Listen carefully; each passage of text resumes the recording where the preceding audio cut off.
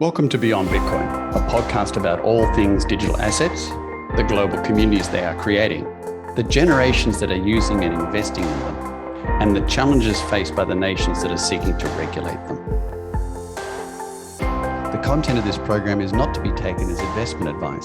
The opinions expressed in the program by the host and the guests are their personal opinions only. Remember, feel free to subscribe and share with like-minded friends. My name is Derek Graham. I'm the CEO of Futile Asset Management, and my co-host is Nitin Gower, Managing Director of State Street Digital Assets. Good morning, good afternoon, good evening, wherever you are in the world, and welcome along to another episode of Beyond Bitcoin. And of course, my name is Derek Graham, and I'm here with my friend and colleague, Nitin Gower. And good morning, Nitin. Hey, Derek. It's good evening here. Good morning to you. Great to be back in Austin. And again, a lot happening in this space. Now that the merge news has died down, let's give chance to other things that are happening around crypto. Exactly. Look, listeners will know that throughout these episodes, I've weaved in the occasional Star Trek statement or quote. And I can't help but weave in one today, and that is resistance is futile. You will be assimilated.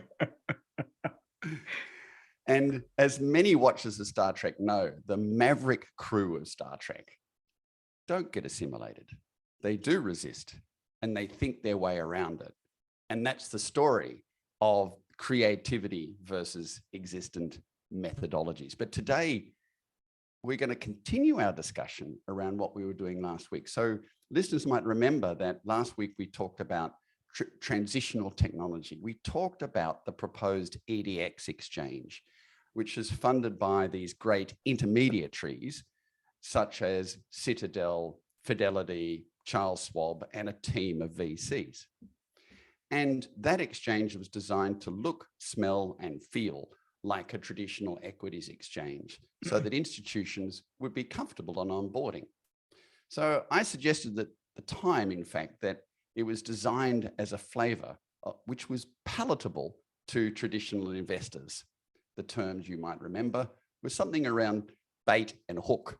And that is really designed to become this intermediary space where access to blockchain-driven technologies is comfortable for the generation that is playing a major role in traditional finance. So it's a legacy system, really.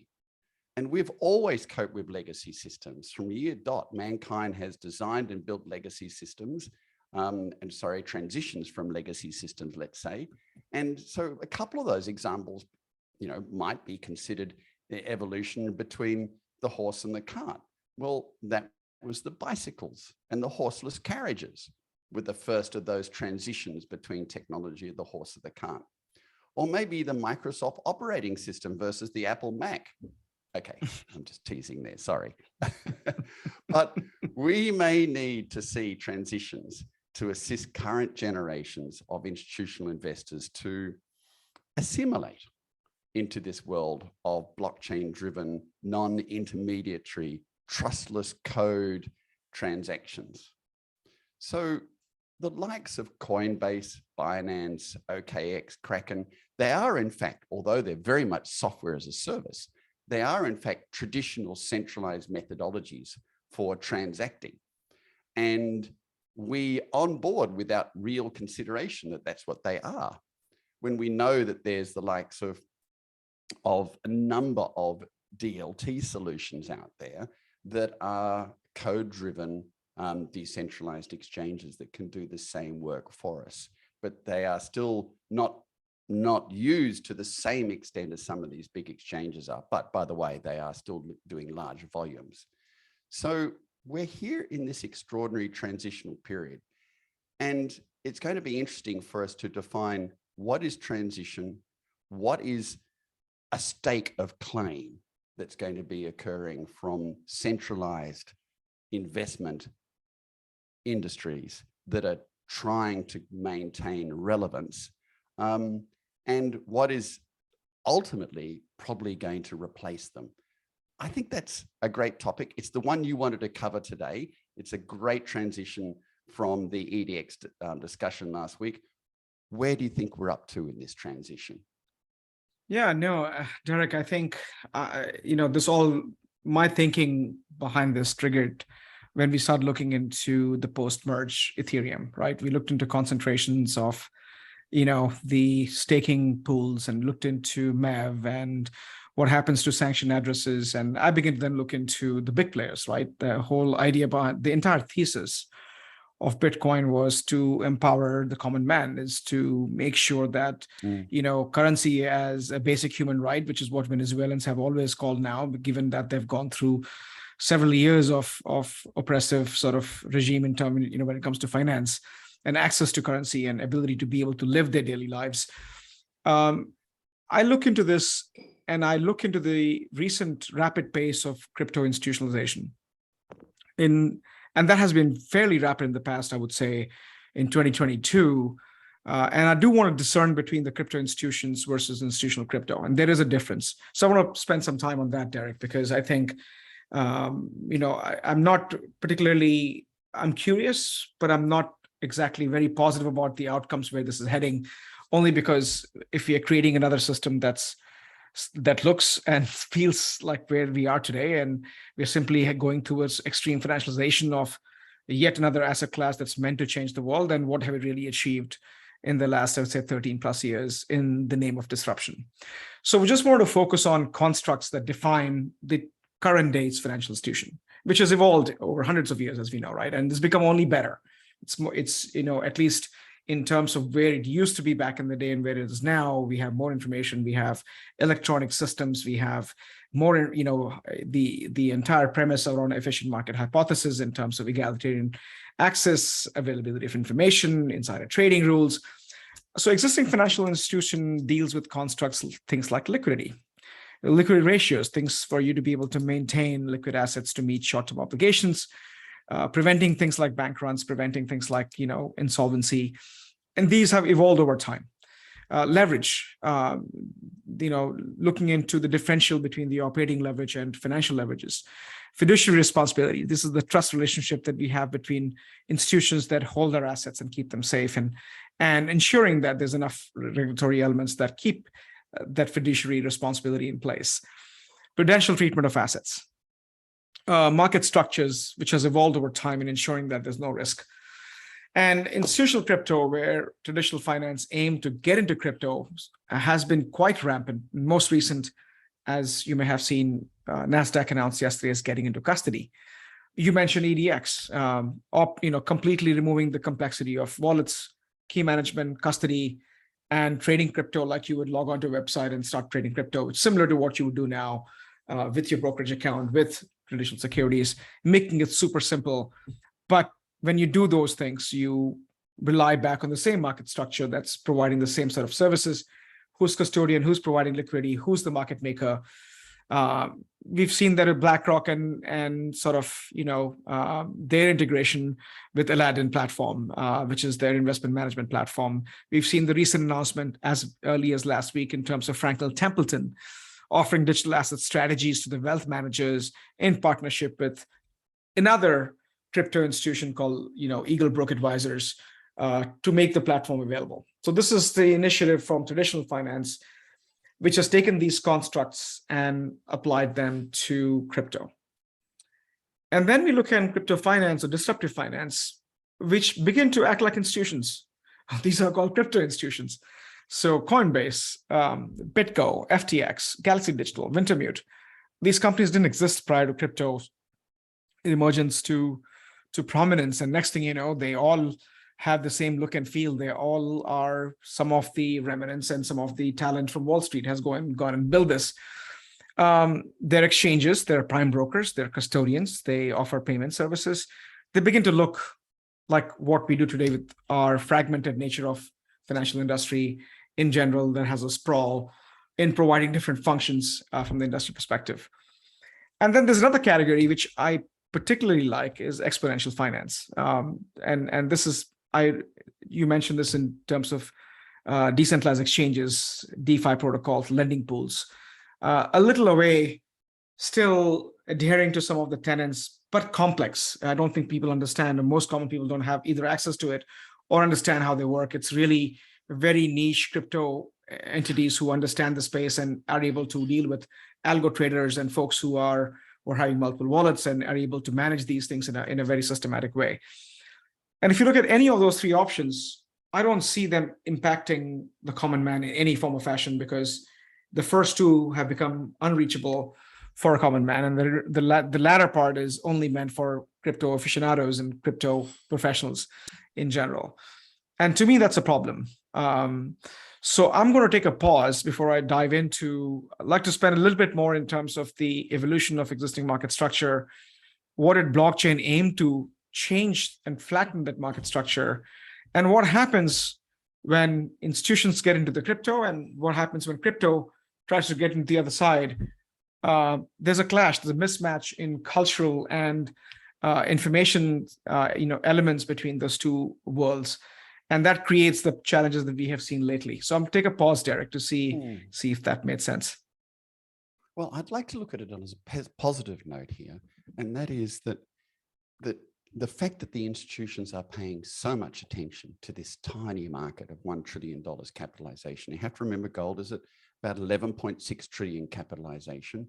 And if you look at the combined capitalization of the companies that have supported EDXS, Citadel, Fidelity, and Charles Schwab, they're $13.5 trillion. In some ways, Nitin, we should be flattered they're so interested in this space, because they see this as either a substantial risk and I think a substantial reward. But that old saying that when all you have is a hammer, everything looks like a nail is probably what we're seeing here with transitional technology. You know, during the week, you might recall that the White House put out the executive order fact sheet relating to, you know, what they defined as responsible development of digital assets. And, you know, we all had a bit of a read of that. It was a good short version document, easily found. And that document really does look like traditional technology trying to seek traditional solutions to a new technology space. Little within the document, that document, did I find enormously encouraging.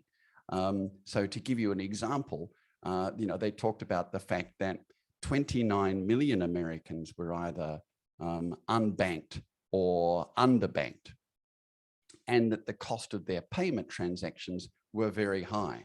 Now, I can hear in the background riding in on horses. I can hear digital assets coming in because the cost of payment transactions can be very low and instantaneous and straight off their phone. But the US government suggestion to that in the middle of a digital asset paper was that the agencies will encourage the adoption of instant payment systems like FedNow, supported by the development of innovative technologies and payments. So in other words, they rush back to what they know. So this is probably going to be a bit of a combination between, you know, wanting to stake ownership in the space and just not understanding, just taking to the space a hammer, looking for nails. Would you say that's the case? So I think I can actually appreciate, and there was another conversation that I was having with some of our colleagues in terms of evolution of stable coins and central bank digital currencies. And I think we should go back to one of my favorite topics in the past, is stablecoin. We haven't touched stablecoins in a while, but now that you bring up, Derek, is the fact that most sovereign nations have always, you know, of course, now the conversation in the debate between the regulatory and compliance frameworks around crypto has inflated. But historically, many countries have looked into this from either payments perspective, because payments sort of gives sovereign control in terms of where the money is being spent and understand the economic systems and in real time, and being able to devise and implement the monetary and fiscal policies the central banks can lay out, and things like capital outflows, capital inflows. All these are indicative of the policy's effectiveness, which emergence of crypto has really challenged that notion. Second thing I think is every country's focuses on fiat, because fiat gives any policymaker enormous amount of control, and Yes. focusing on saying that if you're trying to solve a faster payment issue with crypto, if that's the only solution, which is not the case, then we do have a solution for it. And FedNow, which has been in making for a few years, which again is meant for US dollar faster payment system, which I think the US in general is far behind, only because of burden of legacy. And I think there's a lot riding on those systems. So I can see the interest there.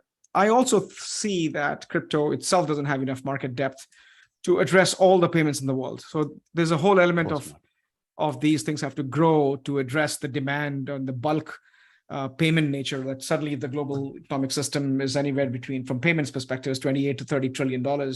I don't think there's enough crypto there to solve all those payment problems, regardless of volume and velocity of these currency that's moving in the system per se. And this is only payments. I'm not talking about other asset classes and like the $471+ trillion worth of traditional assets that are locked in the world. But I will say this though, the general finance, going back to the finance other elements, is that we have rules. The general finance world that has evolved now, we have set of rules in form of regulation, in form of compliance, defining a fair play and rules of engagement. And yes, there are broken every now and then. People are hopefully caught and punished. Some of them are not. Some of them get caught later and time catches up with them. There's a market structure, the role of various counterparties to avoid the single party risk, giving birth to counterparty risk. So instead of concentrating all our assets management with one entity and money and assets and everything else, giving enormous amount of power for that one entity to be engaged in malfeasance and fraud, structure was created to say, thou shalt provide clearing services, you provide bookkeeping, and that way there's not one single party that has the control. I think in many cases is a form of decentralization. And then you have the market infrastructure. We use the platforms that facilitate movement of assets, trade, transfer, ownership of these things, require a foundational platform. And then you have the instruments and assets themselves. So you have different markets for private markets, different private equities, stocks, and different bonds and money markets. And when blockchain was introduced and it evolved, the aim was to flatten and collapse the structure that I just discussed. The idea was that if you can provide transparency, if you can provide audit records, if you can provide real-time visibility, then all these counterparties that were introduced to counteract that transparency or to remove the control, I think, eventually led to blockchain providing at a protocol layer those areas. The question that we begin to ask is, do we need the same old market structure, which was, again, fragmented and decentralized, to a decentralized protocol, thereby flattening that business process, flattening and creating a flattened market structure on a transparent, trusted transaction system as a financial infrastructure, enforcing the rules that are codified in the system. That was the premise. And that generated two incentive economic systems, and that came into Bitcoin and Ether. And so what happens when institutional crypto gets into this? And this is, again, institutional crypto is when traditional finance gets into crypto, which is used to these complex market structures and platforms and instruments, is it gets confusing as their current business processes and operations forces them to fit into the current operating model. And parallels are drawn into in sort of breaking the business model due to cost and complexity. So for example, if I'm doing AML KYC, I want to apply the same AML KYC regime to the crypto assets with the same speed, which may take 2 days or 3 days. I may want to enforce the same set of rules, even though crypto doesn't want to adhere to those rules. In terms of blocking transactions, which we all know you cannot block a transaction in crypto in general, which you can in traditional finance. There's a clearing and system, clearing and settlement process. So you have application of this institution start trying to apply the same rules of engagement, and it's like fitting a square peg in a round hole, that you begin to sort of break the system because suddenly now you're used to doing certain things, and that suddenly breaks. And we have seen enough failures in that context where either the business have failed because they have failed to understand the speed and velocity of crypto transactions, or expose themselves because or to systemic risks. And we'll give some examples in a minute. And then you have what happens when, for example, crypto finance or disruptive finance, which is native to crypto, by the way, these companies were born, and I gave an example of FTX, Coinbase, and Galaxy Digital, to name a few, BitGo, and Wintermute.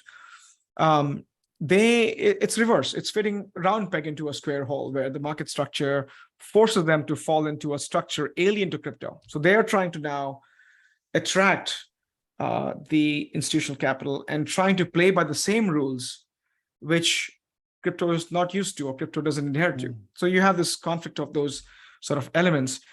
And, to me, when I see this, I see a fallout. And this goes back to our contagion of incompetence conversation, that Terra Luna, 3AC, Celsius, Voyager are acting like traditional finance and miscalculating the risk of leverage, which should never happen in crypto, right? The borrowing and lending is very defined in crypto, and we've had over-collateralized models early on that if crypto falls below certain value, there was a sell-off, and that prevented from any over-leverage.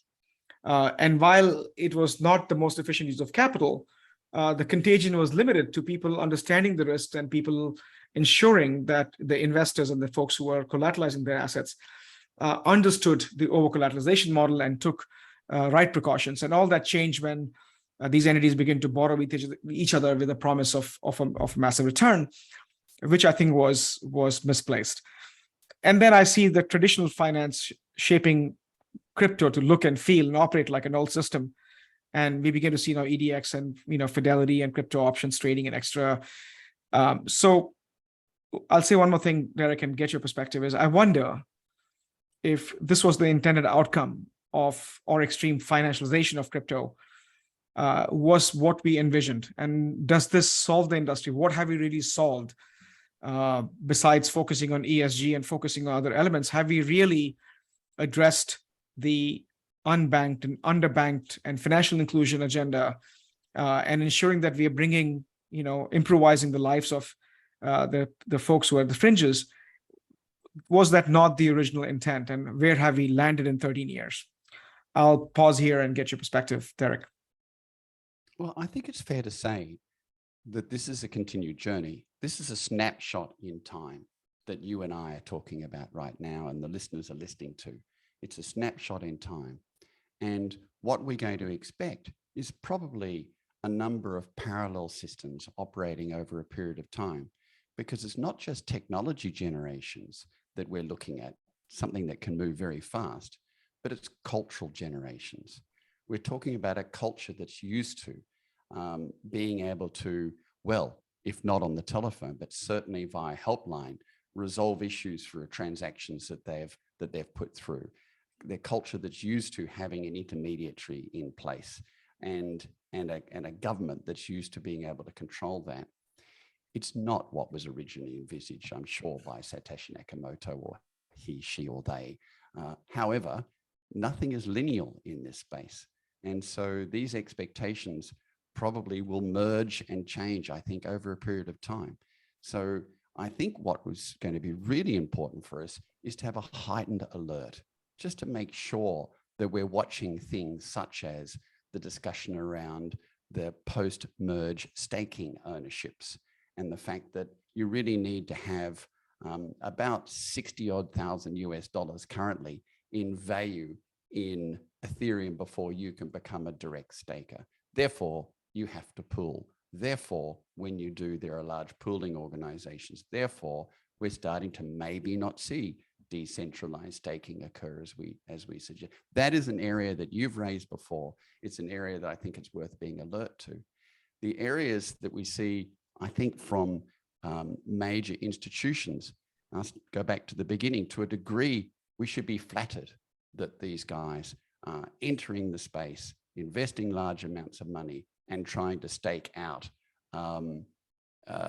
their ownership of it. But I think we should be aware too.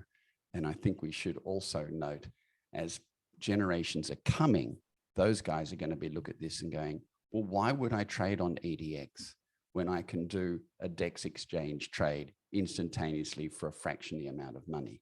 So I think these are generational positions that a transitional technology is taking. But we should really watch, because it's going to be these generations that are going to try and put their anchors into the ground, I believe, and trying to stake claim. What do you think? No, absolutely, and I think it's an evolution, as you rightly said, and I think it's a point in time statement, and I think that hopefully, and I mean there is hope, Derek, in the sense that I see the few recent announcements, an event in Barcelona this Monday, in fact, Celo Foundation. So Celo is a token that looks into connecting the world using your devices, and it's an ERC20 token that facilitates payments. So the idea there is that as long as you had a cell phone and you had Celo, you could make payment from any phone to any phone, which is solving a problem. And they essentially, the Celo Foundation announced Connect the World, a $20 million campaign to incentivize the development of high quality on-ramp and off-ramp worldwide. And I think that is a step in the right direction in sort of ensuring that we have the ability, and Celo actually in general has initiated many projects in the past and making the DeFi, the decentralized financing, more democratic in sense, more available to most people, and engage in education campaigns. So it's also introduced something called Fiat Connect, which is an open source application or an API interface, allowing for payment providers to use the system to move money. I think that's a positive sign. The other thing that I found interesting was that Nova Labs it entered an engagement with T-Mobile to cover a 5G dead spots with Helium network. And I've been following Helium for quite some time, and we have, in parts, looking into different segments as we discussed. There are close to about now 27 different segments in crypto industries. These are sectors that have defined the crypto space. And I actually have discussed this agreement or this particular technology with many telcos in my previous technology days.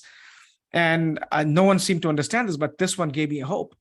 These two announcements that happened this week, in addition to the institutionalization news. And again, I think today Wintermute was hacked, and because they lost $160 million, other elements of their exposure was surfaced.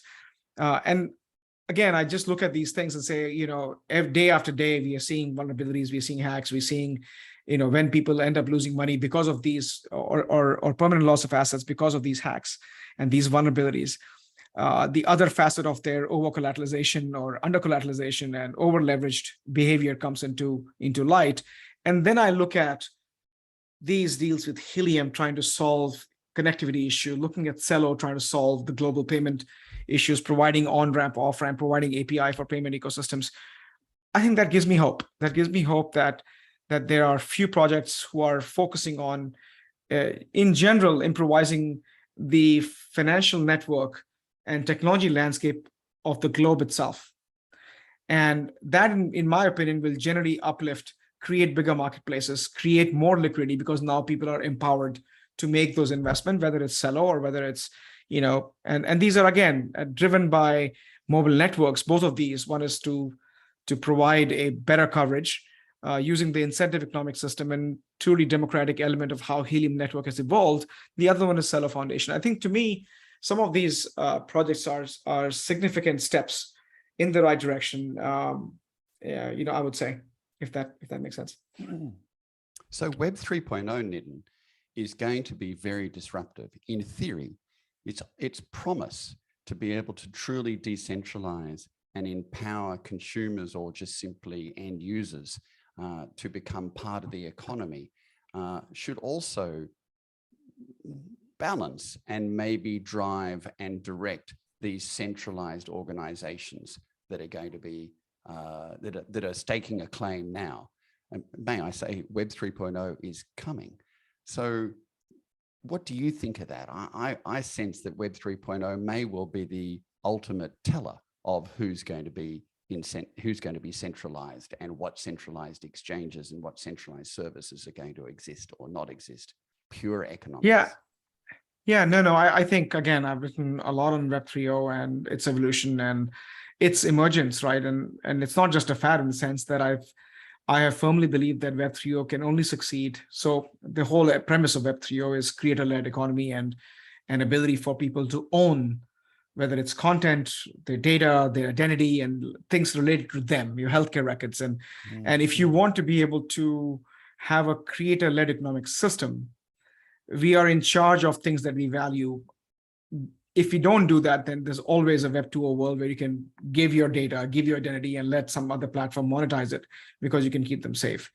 So there's a huge education campaign that needs to be understood, that what does it mean to own? Because when you own something, it comes with responsibility. And when you own something, you need to be able to engage either in a negotiated conversation or engage in a mechanism that understands the value of relinquishing control or giving partial control to an entity and ensure that it's not misused because you're able to monetize it. So it's a creator-led economic system. It is and have to absolutely be part of the participative economic system where you have to participate actively. So if I'm blaming Facebook for monitoring my data, well, a part of the blame goes to me because I have fueled that platform with all my posts and all my content. And if I choose to monetize it, then I have to be responsible and understand the mechanics and understand the constructs of Web 3.0. And so I think there's a little bit of the responsibility on every individual who would like to see this Web 3.0 sort of vision come to fruition. Until then, whether it's crypto institutions or institutional crypto, they are still a Web 2.0 thinking. It's a mindset. These are still centralized systems. And anything that becomes too big, especially in terms of value, has the potential for it to be compromised, whether it's due to greed or due to systemic failures, I think. So when you talk about responsibility, that's really extraordinary, because if you see the generations that are coming, they know about their devices. They know the power of their devices. They know what they can do with their devices. And they're an absolutely integral part of their life. So by example, if they're using a Web 3.0 solution like Filecoin, and they turned around and said, look, I've got 0.5 terabyte on my phone. I really don't use it. I'm happy for Filecoin to store data on it and to utilize its CPU capacity, by example. Same with my iPad or my laptop, et cetera, on the way through. You are taking responsibility that your devices are online. You're taking responsibility that your devices are working because you're getting paid in a token. But what you're doing, without possibly consciously thinking about it, is you're disrupting the giants like AWS, and you're disrupting the centralized solutions around the world. And it may well come to the generations that are coming that their knowledge of their devices, their utilization of their devices, they'll start making money out of those devices rather than just use them as we currently tend to use them as Web 2.0, where we simply look into what is on offer and take it and pay for it. No, absolutely. And I think that responsibility, whether it's incentive systems, and I still think we need a lot of infrastructure, it needs to evolve. There has to be massive investments that needs to go into it. I oftentimes give an analogy of ESG. Everybody wants ESG, but we haven't really, besides tokenizing carbon credits and besides trying to prevent usage of fossil fuel, we still need the energy. And what have we done to progress to ensure that we have the right infrastructure to consume less energy and rely upon more renewable energy resources? I find that argument, at least in the Web 3.0 world, is that we haven't significantly make significant investments in infrastructure that needs to support that thinking, whether it's massive networking, massive compute infrastructures, massive, and if that infrastructure is still centralized, then it doesn't really matter what you're tokenizing, because you still have to go through the same pipes, you still have to go through the same storage mechanisms, and then you end up losing some of those elements. And I think Helium, that's why it's interesting, because they have taken the same for the low-ray WAN, the low-ray validated network model, and democratized to say, hey, if you want to host sort of some equipment on your house and provide the connectivity and constant connectivity, then that could be then piped into the existing elements, and then you have control in terms of, I think some of those thinking would have to evolve, but I also don't believe that everything will be decentralized. You do need, some of the investments are so big that I don't think there are business models that can evolve for individuals. So transatlantic cable, the ocean cables, for example, it has to be owned by entity unless the government entities own it. So I think there's a little bit of that But there's a balance. I think we can come to a balance where we can devise some of these things. So Web 3.0 to me, again, is an interesting long tail play. Though I don't know, Derek, how did we veer into Web 3.0 from crypto institutions to crypto? It's an interesting conversation. I think that we have we have moved into a whole new area, which I think needs its own, I would say, time and show. Yeah, certainly does. Well, at the very beginning of this, we started with the statement, resistance is futile and you will be assimilated. I actually tend to think that ultimately that will happen and Web 3.0 will play a major role in that. But that doesn't mean total assimilation, does it, Nitin? Because this need for centralized infrastructure is still going to be there in many cases.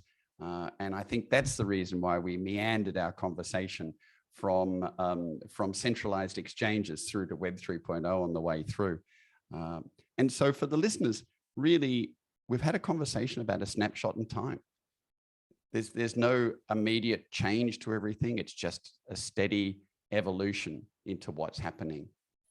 And you are active in this space in regards to often attending committee meetings and governmental institutional meetings and seeing them grapple with what to do in this space. And that is going to probably happen for the next 10 years at least, would you not say?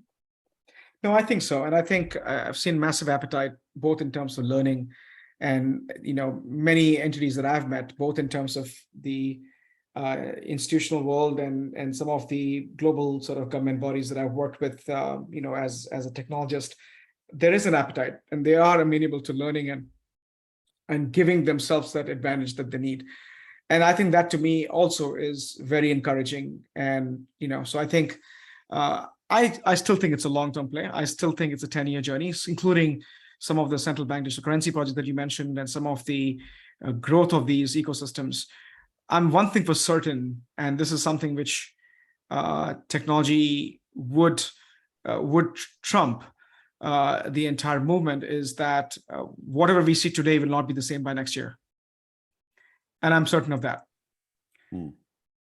And whether it's institutional crypto or crypto institutions, things will change only because the technology itself will change the adherence to the, for many of them to conform to a certain, it will have to change for this to evolve, I think. And really, the technology that's changing rapidly is changing faster than the culture's changing, but the culture's coming and those generations are coming and are going to use this. And that's why ultimately, I think the onboarding of this space is going to be enormous beyond what our imaginations are now.